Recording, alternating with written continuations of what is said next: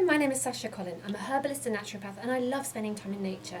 Today I'm really excited to show you one of my favourite spring plants, and as you can see it's stuck to me now. This is called the sticky bubble plant. I don't know if you remember it from maybe when you were younger. We used to just throw it at each other, and I thought really it had no other purpose than that, just to be chucked at each other because it sticks to you. But in fact this is a brilliant herbal medicine and it's also edible too. So come with me now outside and I'll show you all about this beautiful little plant here. Galium is the Latin and is more commonly known as cleavers.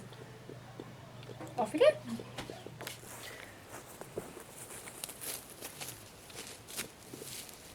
Hi, right, I'm in the garden and I found like this long grass here, and this is the kind of place you'll normally find cleavers growing. There's a little piece here growing here, and I've just found this piece in the grass just growing there. So it grows in one like long strand, and every time you pick it, it will come out like that. The stems are kind of square shaped. There's 4 sides and they've got kind of ridges in them. And then at every leaf node you've got the leaves coming out like that. And the leaves are sort of long shaped. And you might have a little flower head coming out in between the leaf nodes there. The flowers are white, but they're not out yet. I think they come out in around June sort of time. So this is cleavers, sticky weed, or I think it's also called goose grass.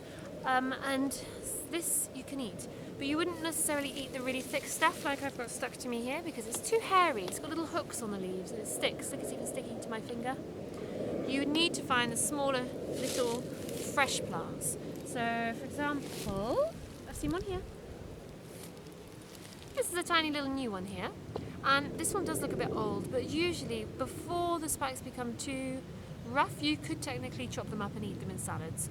But this plant traditionally was used, the whole thing is edible, and was usually used as a pot herb, meaning it's put into soups or stews, and you can chop up the leaves and the stems, and once they're cooked the hooks actually become soft, they're no longer rigid, so that's why you can eat it when it's cooked. It becomes like a nice soft green. Now in herbal medicine, this plant, cleavers, is used as an alterative and a diuretic mainly. It's incredible for flushing out water from your body, excess water which causes swelling, or sometimes people have high blood pressure so they might take a diuretic. This does the same sort of thing. Also it's an alterative, meaning it cleanses the blood and the lymphatic system. So I particularly remember this plant as a lymphatic cleanser, meaning it will detoxify your blood and your lymph really well and get it to move. So I've had real success using this plant for things like congestion, sinusitis, along with turmeric. It's incredible for that. It's very anti-inflammatory and moves the sort of sinuses, it moves the congestion. But it does that for everywhere else in the body too. And apart from that, it's just an amazing spring detoxifying plant.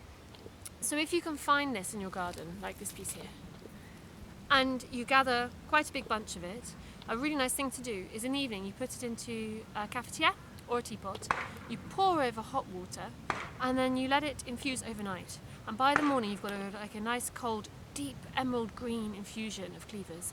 And if you drink that in the morning, it's a brilliant thing for just ridding your body of some of the toxins it's built up. And you can incorporate cleavers into your diet or into your diet as something that can help naturally sort of detoxify a little bit.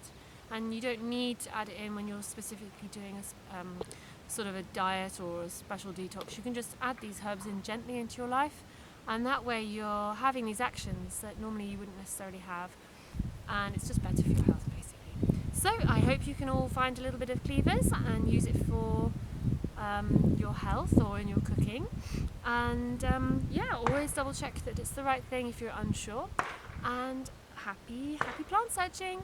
I'll see you next time.